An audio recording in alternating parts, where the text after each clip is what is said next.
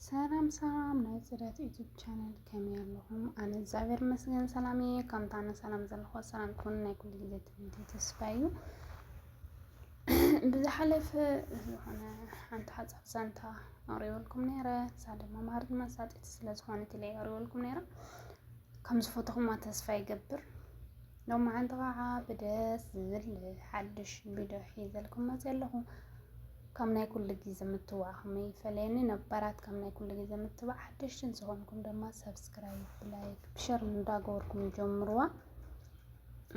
ኣነ ሒዘ ዝመፅእ ድማ ንዓይ ዝመሃርኒ ንዓኻትኩም ክጠቕመኩም ኢለ ሒዘ እየ ዝመፅእ። ንስኻትኩም ድማ ክሳብ መጨረሻ ተኸታተሉኒ።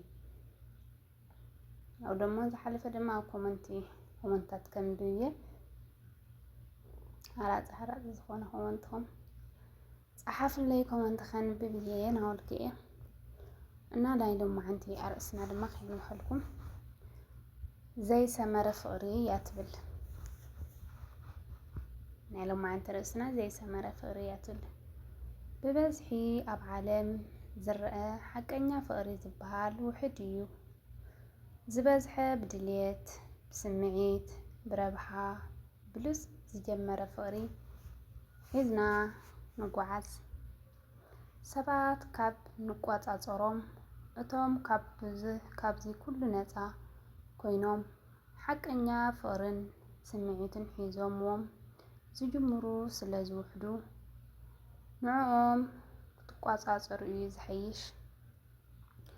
ብመሰረቱ ፍቕሪ እንታይ እዩ ኢልና ንነብስና ሓቲትናያ ንፈልጥ ዶ? ከመይ ዓይነት ከ ኢልና ንፈልጥ ዶ? እንታይ ጥቕሙ ከ ኢልናስ ሓቲትናያስ ንፈልጥ ዶ? ጥቕምታት ኣለዎ ዶ ኢልና ወይስ ጉድኣት እዮም ኣለዉ ኢልናስ ሓቲትና ንፈልጥ ዶ? ኖ ኣይንፈልጥን ኢና። ግን ኣብዚ ንሓቶ ሕቶ ካብቶም ንፍቕሪ ፈሊጦማ ዘፍቅሩ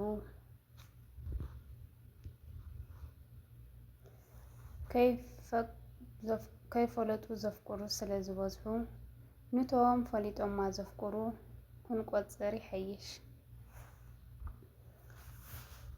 ሓቀኛ ፍቕሪ ክትከውን ትምነ ዶ? ኣብ ውሽጥኹም ዘሎ ናይ ባዕልትኹም በቃ ኣነ ሓቀኛ ፍቕሪ ክኸውን ኣለኒ ኢልኩም ትጓዓዙ ትኽእሉ ዶ? ብኸመይ ከ ሓቲትኩም ከ ትፈልጡ ዶ? ሓቀኛ ኣፍቃሪ ክኸውን ኣለኒ እምነት ክህልወኒ ኣለኒ ኢልኩም ንነፍስኹም ሓንቲ መዓልቲ ሓቲትኩማ ትፈልጡ ዶ? እወ እንተኾይኑ መልስኻ ኣብታ ተፍቅራ ወይ ድማ እተፍቅርዮ ብዓይኒ ረብሓ፣ ጥቕሚ፣ ስምዒት፣ ድሌታት ወዘተ ኣረኣእያ ንከይህልወካ ነፍስካ መርምር። ብጉልበት ፍቕሪ ክትታለል ትሓስብ እንተሃሊካ ወይ እንተሃሊኪ ነቲ ደው ኢልካ ወይ ከዓ ደው ኢልኪ እትንቀሳቐሰሉ ወይ እትንቀሳቐሰሉ ህይወት ዘርኢ ኣብ ምድሪ ክትነብር ዘይክፈቕደልካ ፈጣሪ ኢኻ ተታልል ዘለካ።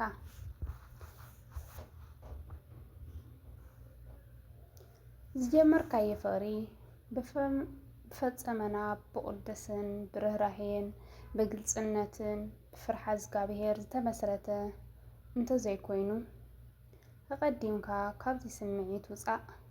ነብስኻ እውን መርምር። ንኩሉ ግዜ ኣብ ጥቕምታት እንድሕር ዳ ኮንካ ንሕጂ ኣይመስለካን።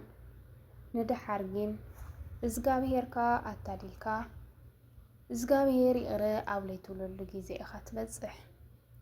ወይ ክትጉዳእ ኢኻ ወይ ክትጥቀም ኢኻ። መጀመርያ ግን ሕስብ ኣቢልካ ንነብስኻ መርሚርካ ኣነ ከፍቅር ኣለኒ ዶ? ኣነ ንሰብ ክጎድእ የብለይን።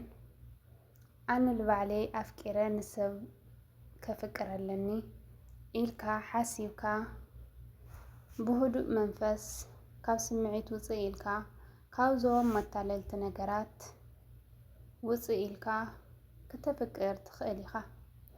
እንተ ልጥቕማ ጥቕሚ ወይ ድማ ልረብሓ ኢልካ ተኣትዮ ፍቕሪ እንትሕር ኮይኑ ንስኻ ሞይትካ ኣለኻ። ንሎማዓንቲ ክመስለካ እዩ፣ ንጽባሕ ግን ካሊእ እዩ።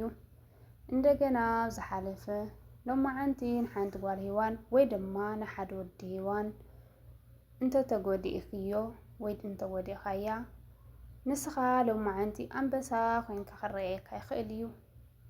ጽባሕ ንግሆ ግን ኣንበሳ ዘይኮንካስ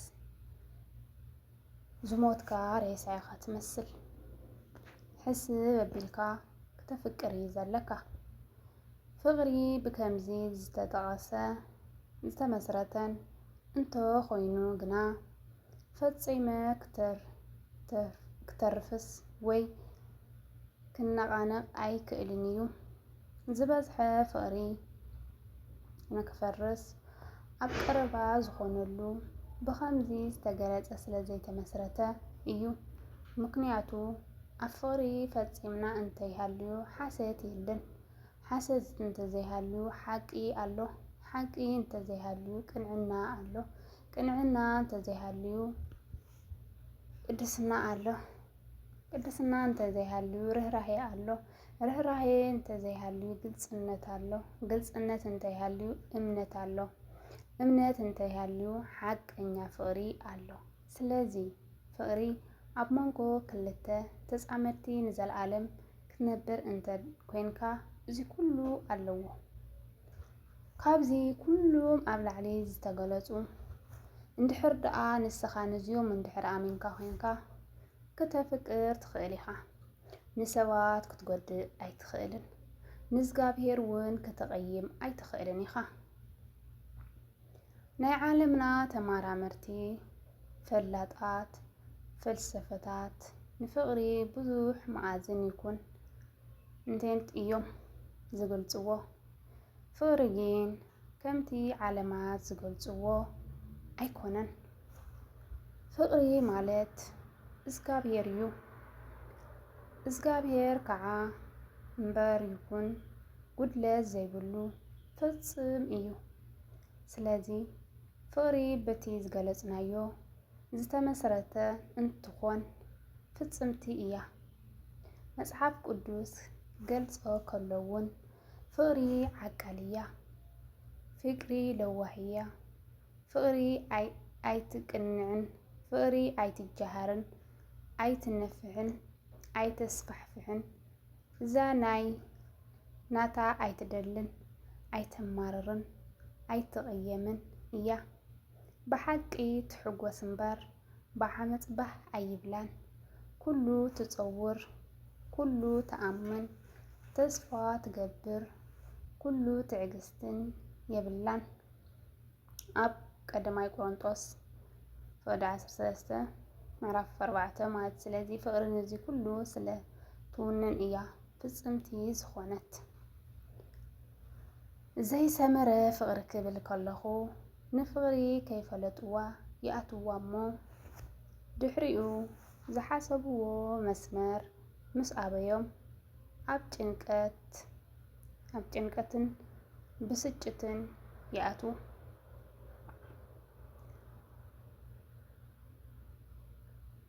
ኣነ ካብ ማንም ሰብ ተበጊሰ ዘይኮንኩ ካብ ሓፈሻዊ ብዓይኒ እንርእዮን እንሰምዖን ዘለና እዩ። ብዙሓት ብፍቕሪ ተጎሊቦም መታለልቲ ኣለዉ። ብዙሓት እውን ብፍቕሪ ተጠቂዖም ነብሶም ኣብ ምጥፋእ ኣብ ሞትን ዝበጽሑ ኣለዉ።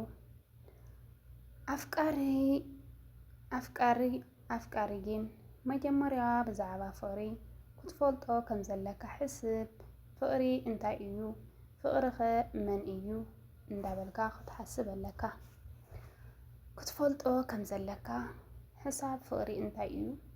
ፍቕሪኸ መን እዩ? መጽሓፍ ቅዱስ ብዛዕባ ፍቕሪ ኣስፊሑ ገሊጹ ይርድአካ እዩ። ፍቕሪ ማለት ብሕጽር ዝበለ ትእዛዝ ኣምላኽ ምሕላው እዩ። ዘፍቀረ ኃጢአት ኣይገብርን እዩ። ስለዚህ እዩ ጎይታ ንዓይ ተፍቁሩኒ እንተኮይንኩም ትእዛዘይ ሓልው ዝበለ ኣብ ዮሃንስ ምዕራፍ 14 ወዲ 15 ዘይሰመረ ፍቅሪ ኢልና ክንዛረብ እንተኮይንና ከምቲ ኣብ መጀመርያ ዝጠቀስክዎም ብድልየትን ብስምዒትን ብረብሓን ብዝበለፀ እንድሕር ኮይንና ፍቅርና ክሰምረልና ኢልና ኣይንሓስብን።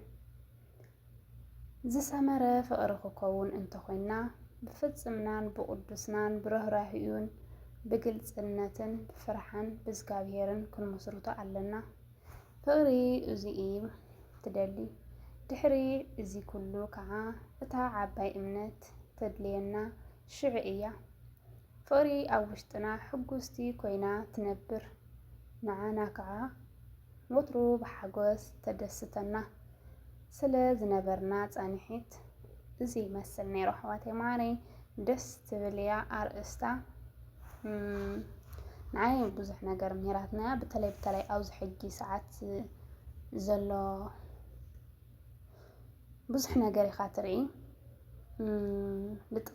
ልጥቕማት ጥቕሚ ወይ ድማ ረብሓ ኢሎም ደቂ ኣንስትዮ ኣሎ ደቂ ተባዕትዮ ኣሎ ከምዚ ጥቕምታት ወይ ከዓ ረብሓ ኢልካ ተፍቅሮ ነገራት ጎዳኢ እዩ ጥቕሚ ኣይብሉን በቃ ተፈቀርቲ ኮይንካ ግልጽነትና እምነት ሒዝካ ካብዞም ጥቕማጥቕሚ ሪሒቕካ ክተፍቅር ዘለካ እዚኣ ትመስል ነይራ ንዓይ ምሄራትንያ ብጣዕሚ እያ ደስ ትብል መሃሪት ስለ ዝነበረት ማለት እዩ።